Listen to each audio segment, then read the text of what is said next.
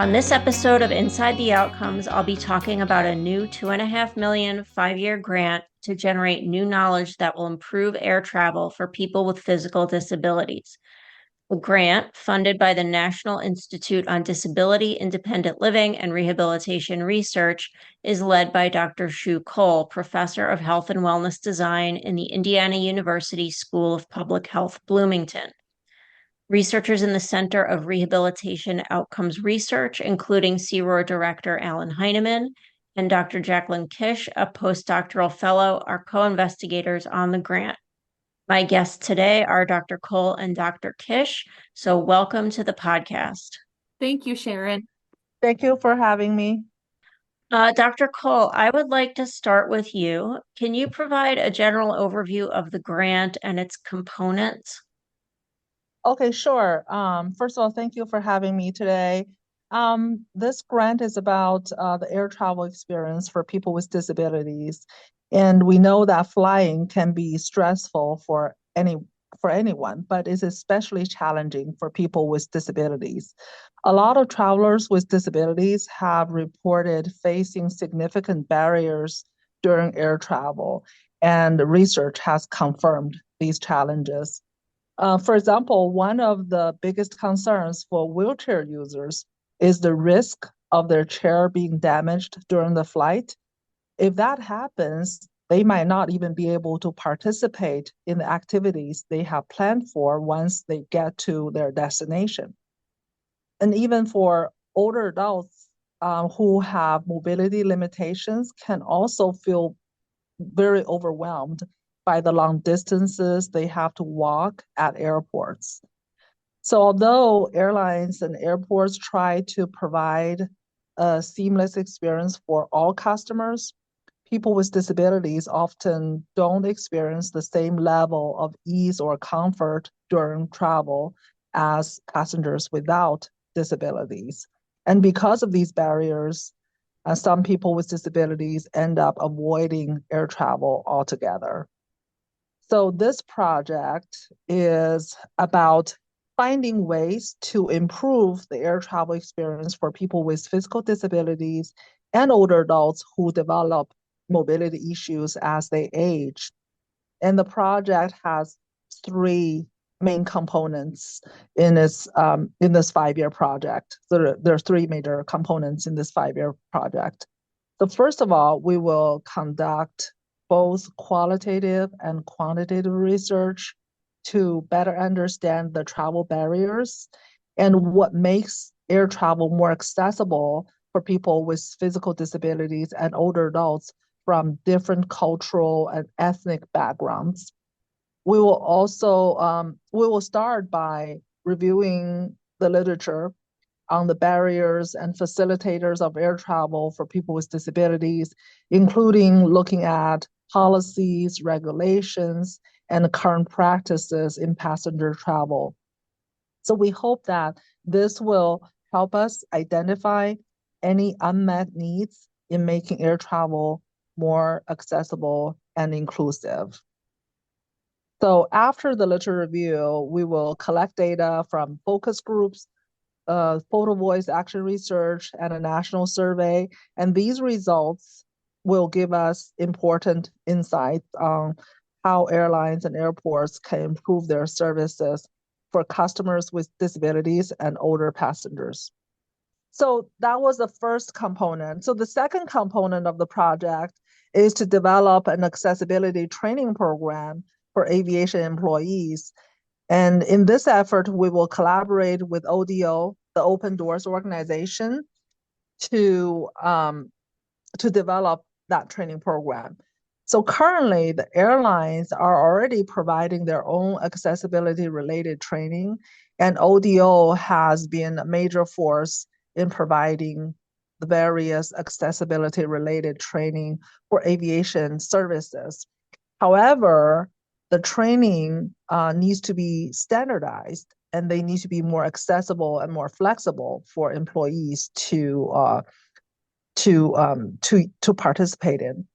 So together with ODO, we will develop research-based training that includes micro-learning modules and hands-on sessions. The ODO will also pilot the program with an airline. The goal here is to develop a standardized accessibility training protocol that aviation services can adopt in improving their own training. So that was the third component. That was the second component. The third component of the project involves sharing our research findings and our activities with stakeholders through newsletters, social media, and podcasts like what we're doing right now. We will also create an online clearinghouse of air travel resources for people with disabilities. The goal is to provide accessible and easily digestible information on accessible air travel using tools such as infographics and one-page note cards. So those are the three main components of our project. To give a little bit more context, could you describe someone with disabilities, a hypothetical person, and what it might be like to take a flight? What are some of the barriers they may face?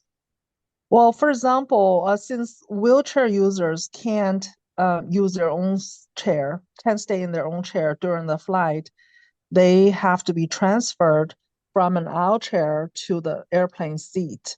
So unfortunately, some passengers can sometimes can get injured during the transfer when airline staff are helping them. And another big concern is that many in-flight lavatories are not accessible for wheelchair users. Of course, these barriers are not limited to just the airport or the flight. Ground transportation that doesn't accommodate wheelchairs, shuttle buses with broken lifts, or the lack of assistance with luggage from the parking lot to the terminal are all issues. And sometimes when people use trying to uh, rent an automobile, some people have to pay more for a larger vehicle in order to get hand controls.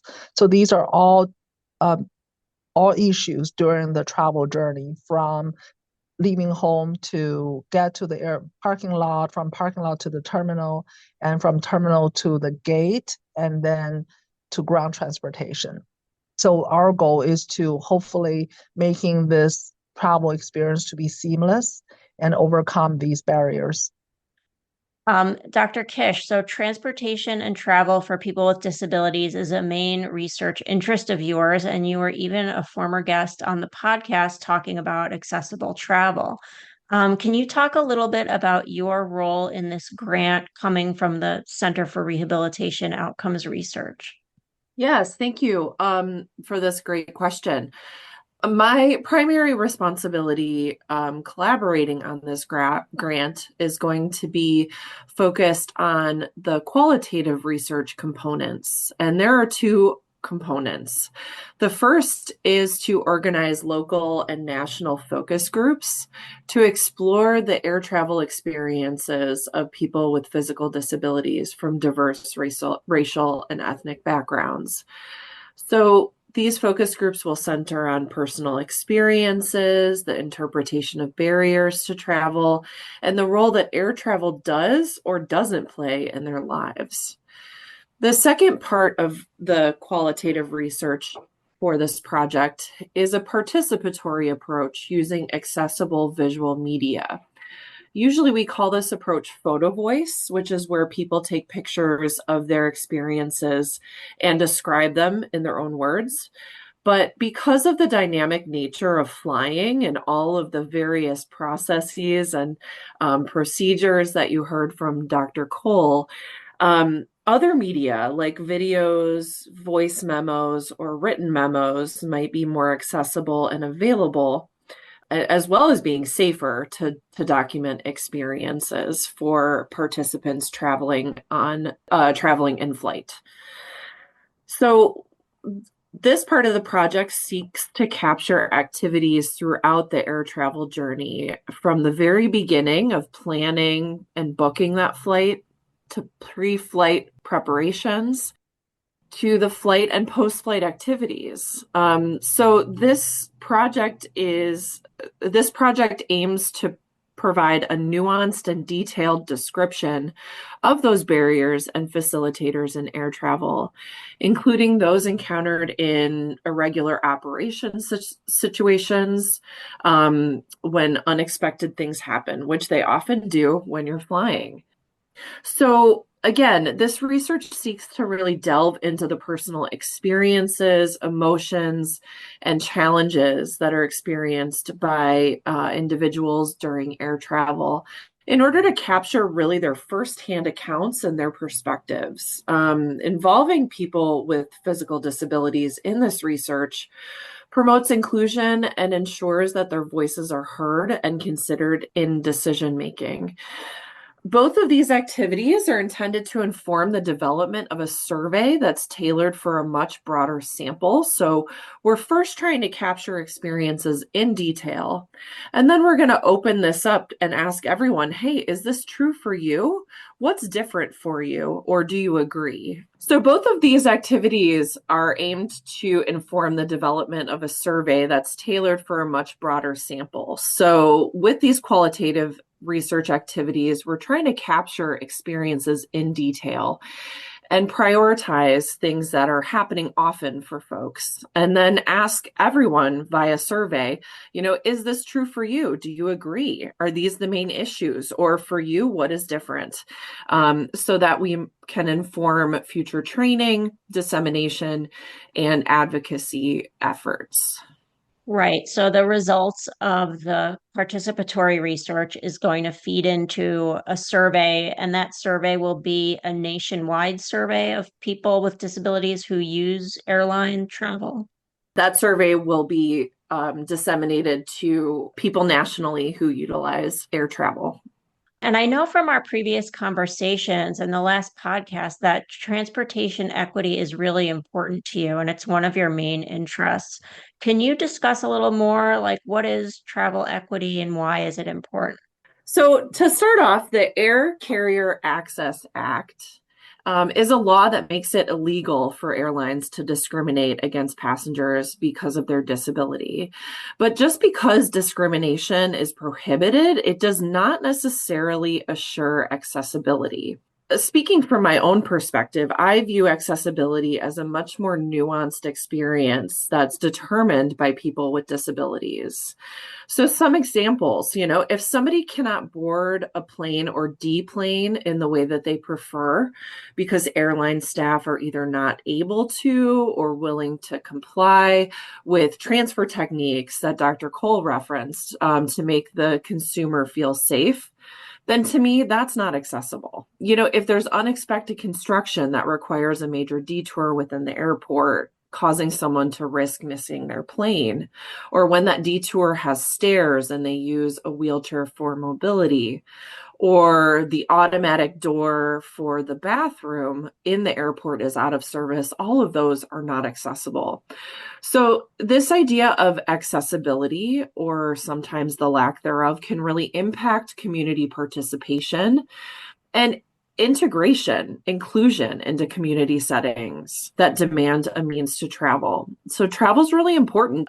To travel to specialized doctors whom are not available where they might live, you need to fly there. Similarly, to attend social or cultural events, you may need to travel to another city. Also for work reasons, right? To travel to meetings or conferences, and also for leisure or vacation. So accessible air travel can better support these types of participation, which is why I think that this project matters so much as we investigate the barriers, but also facilitators, the things that help people get to where they need to go in order to improve the systems, the training, and efforts towards improved participation. Can I add on to what Dr. Fisher said? And also the importance of travel is, so I wanted to talk about the importance of travel for aging adults, right? So older adults, they probably have a set of social networks, but as they get older, they still want to keep connected with their social network. So air travel can help them to continue that relationship with their family, friends, and people they want to see. But the barriers that they have encountered has reduced their participation in air travel, which means that they can only see people that they can drive to see, but not necessarily through air travel. So that's why it is important for not only people who have been having a disability for most of their lives, but also for older adults who are aging into mobility limitations.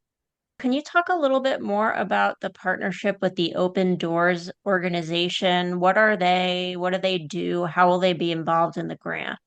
Oh, okay. So ODO Open Doors Organization is a nonprofit organization located in Chicago, and their mission is to make travel and tourism accessible for people with disabilities.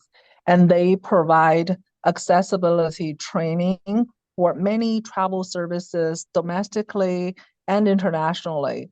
It offers a range of training programs to trying to help businesses to enhance their service quality and also to ensure their accessibility compliance. For example, ODO currently provides the DOT approved mandatory complaints resolution official training for over 24 US and international airlines. I don't know if people know about this. Department of Transportation requires that airlines to have compliance resolution official who can respond to complaints from passengers with disabilities. And these CROs must go through training, initial training and refresher training. So Open Doors organization conducts these training that's approved by DOT for several airlines internationally and domestically.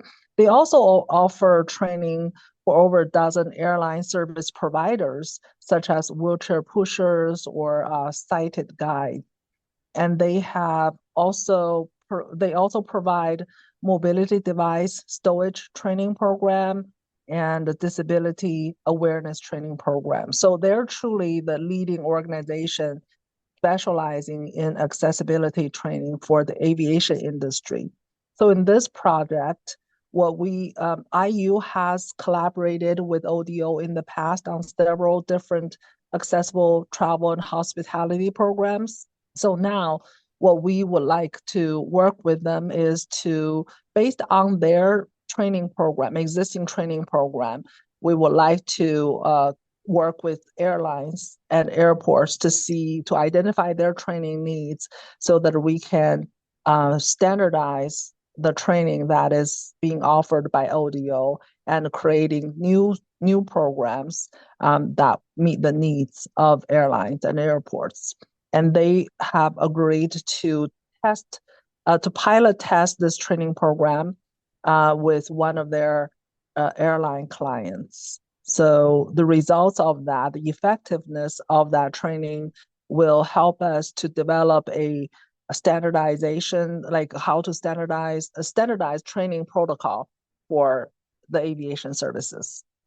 Well, it sounds like a very exciting grant. I am happy to be personally a part of it, working on some of the knowledge translation components. And I'm sure that we'll have you back on the podcast to report back on findings and results. Thank you both for being on the podcast. And until next time, have a great day.